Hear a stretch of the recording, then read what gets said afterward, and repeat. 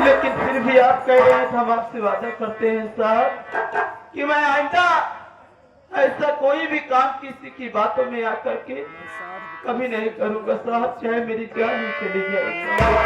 ठीक है बाबू, तुम जा सकते हो, जाओ।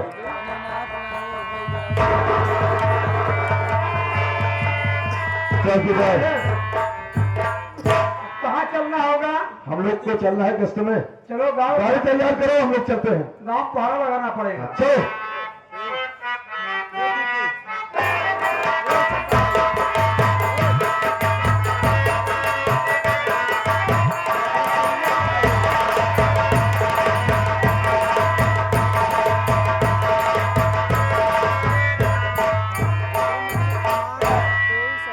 क्या बताओ, आज हमारे पति जी जेल से छूट कर घरे आ रहे हैं। मैं सोच रही हूँ थोड़े दिन पैर से मैं इंतजार कर लेती हूँ।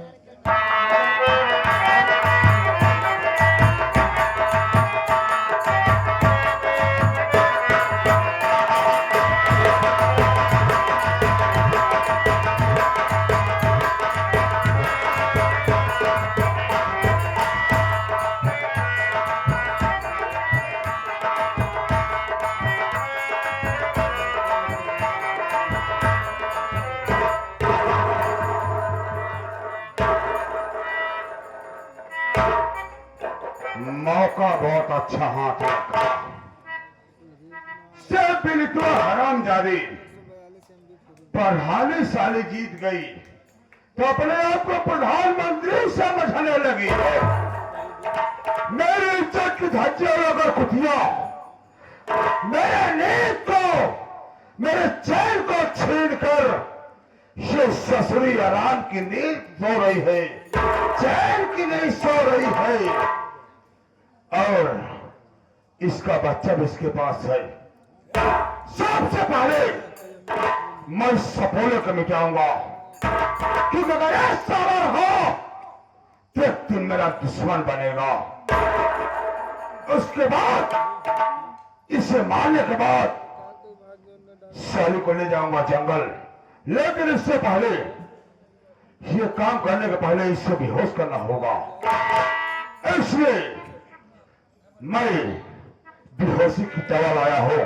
सबसे पहले इस बेहोशी की दवा को सुखाऊंगा, ये बेहोश हो जाएगी, उसके बाद अपना काम बनाऊंगा।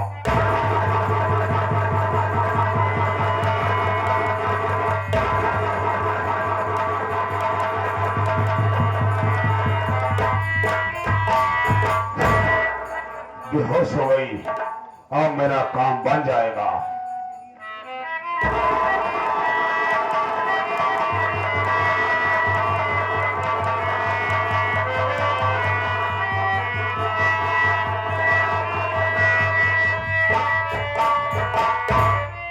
अब मैं इसके बेटे को यही काट डालूंगा। हराम खोर साले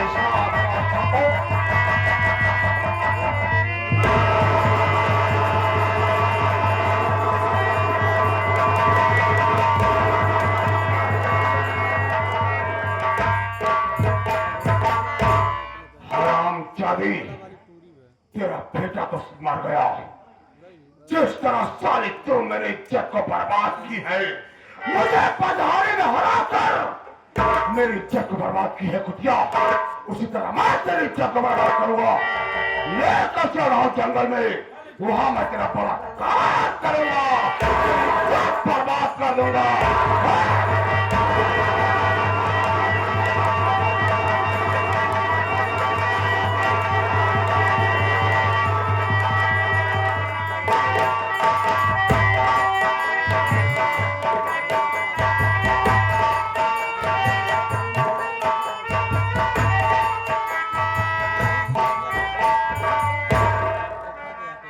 क्या बताओ साथियों, आज मैं 8 महीनों बाद जेल से छूटा हूँ।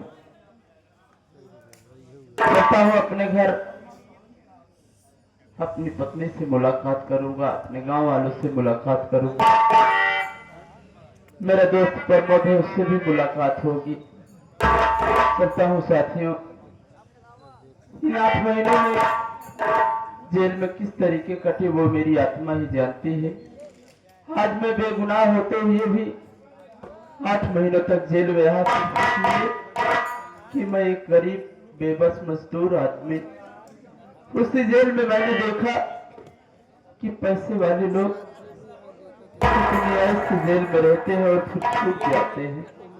ऐसा हूँ साथियों।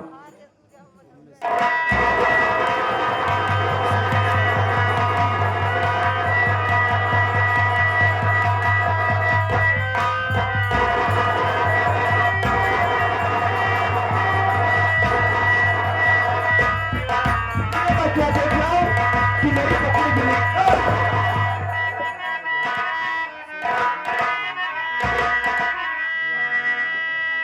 लेके सम्मान आया तेरे घर को मैं, तेरा पड़ी तेरी करतूत को माँ ने पहन हथकड़ी, तेरे साथ में मार कर मैं उतारू तेरी भूख।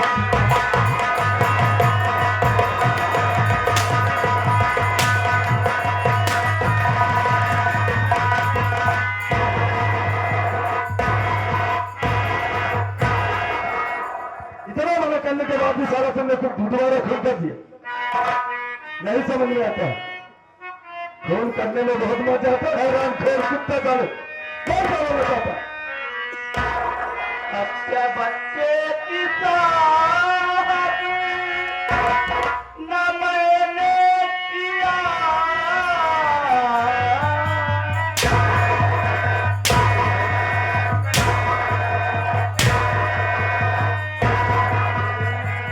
नहीं साले हम लोग ने किया है कितना सर।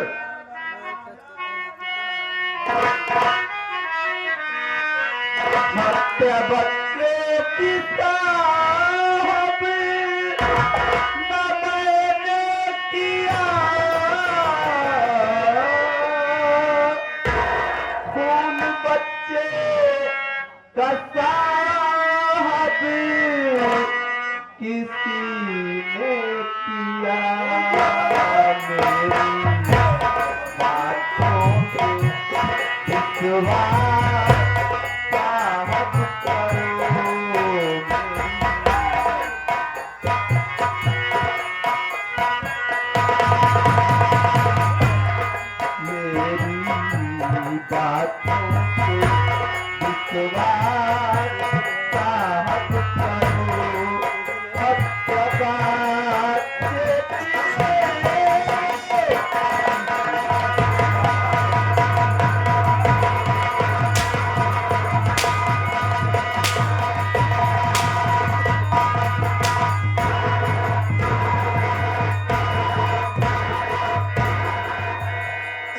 हत्या बात की हत्या हमने किया, दूसरे ने किया। हाँ पुलिस वाले के आंखों में धूल होता साले। अगर मैं अपने आंखों से नहीं देखा होता तो मैं मान लेता साले खून दूसरे ने किया। चौकीदार बड़ा साले को हट करी। जरा सोचिए साहब, 8 महीनों बाद जेल से जब घर वापस आए। क्या रे हम लोग अंधी है? हम लोग अंधे हैं? देख रहे साहब तेरे हाथ में खंजर था, तुझे बोला था ना, साहब ने कहा था कि जा रहा है घर, आराम से अपना परिवार खेती बाड़ी कमाओ खाओ इसी से।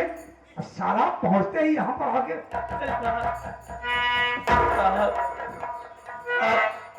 ठीक कह रहे कि आप अपने आंखों से देख रहे, लेकिन कभी कभी आंखों देखा सच नहीं होता है साहब। अरे साहब मैं तो जेल से छूटा खुशी खुशी अपने घर आ रहा था, ये सोच रहा था कि घर जाऊंगा, अपनी पत्नी से मिलूंगा, बच्चे से मुलाकात करूंगा, गाँव वालों से मुलाकात करूंगा। हमें क्या पता था साहब कि मेरे घर पहुंचने के पहले ही मेरे घर पर इतना बड़ा हादसा हो गया है साहब। अरे दुनिया में कौन ऐसा पिता होगा जो अपने ही मासूम बच्चे को काट डालेगा? नहीं साहब एक बात आपसे कहना चाहता हूँ, विनती करता हूँ साहब, आपसे विनती करता हूँ कि आप इसकी शिनाख्त कीजिए साहब।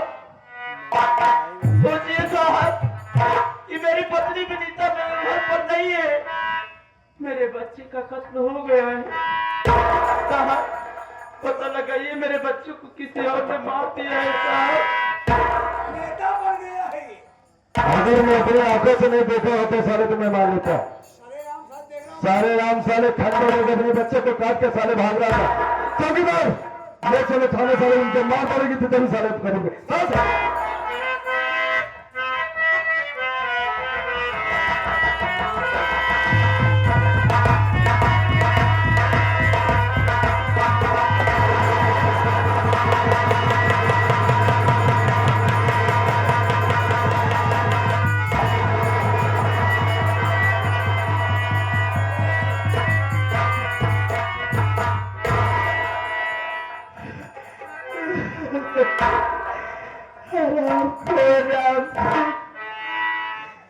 मेरे मासूम बच्चों को मार दिया था और मेरी इज्जत लूट ली हरामखोर। अब मैं दुनिया में मुक्त नहीं हूँ। मैं इस दुनिया में जीकर करूंगी क्या? मैं अपनी जान दे रही हूँ भगवान, मैं तुम्हारे पास आ रही हूँ मालिक।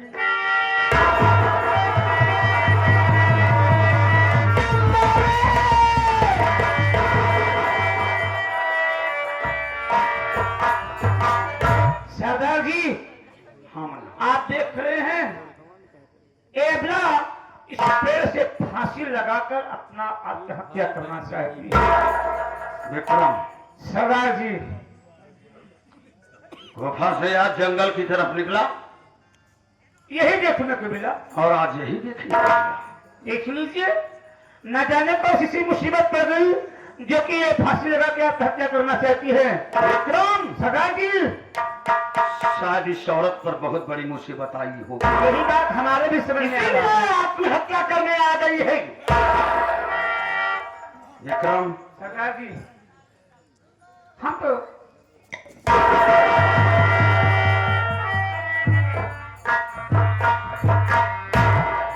ये मैं क्या देख रहा हूँ?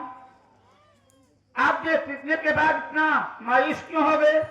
बात क्या है भैया? सरदार जी, मैं समझा नहीं कुछ। इस औरत का चेहरा मेरी भाभी विनीता के चेहरे से मिल रहा है। कहीं मेरी भाभी विनीता तो नहीं है मुन्ना? वाह सरदार जी वाह, आप बहकी बहकी बात कर रहे हैं।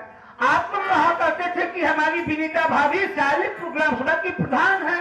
अरे उन्हें कौन सी कमी हो गई जो कि अपना गांव, अपना परिवार छोड़ करके इस पेड़ से आत्महत्या करेंगी? सरदार जी, विक्रम, हाँ सरदार जी, आज मैं अपना काम करता थे, अपना गांव छोड़ दिया वरना जब मैं अपना गांव छोड़ा हमारे सामने कोई रास्ता नहीं दिखाई दिया। बदले के आग में जलता रहा रात दिन। एक दिन क्रोध में आकर के निकल गया चंबल की तरफ। चंबल में पहुंचने के बाद कुछ साथियों से जब हमारी मुलाकात हुई तो आज मैं चंबल का माना हुआ डाकू बदनाम का नाम से जाना जाता है। डाकू बदनाम,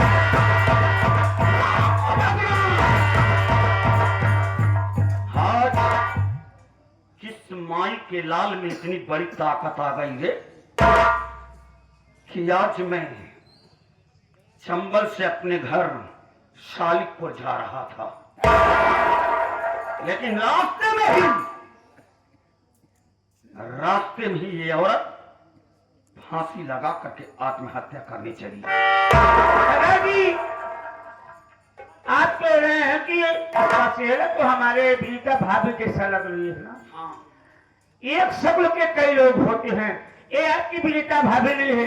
मैं हमारा आपका फर्ज बनता है इसका नाम, इसका गांव पूछकर सही सलामत इसके घर तक छोड़ देते हैं।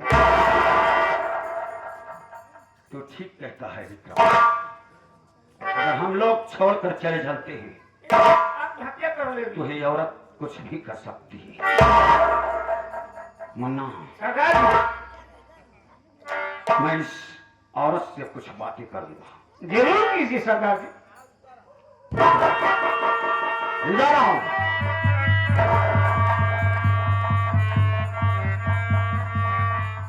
क्या है बाबूजी?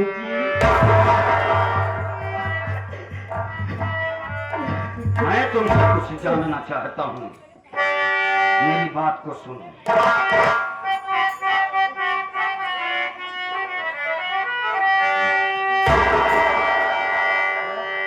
ना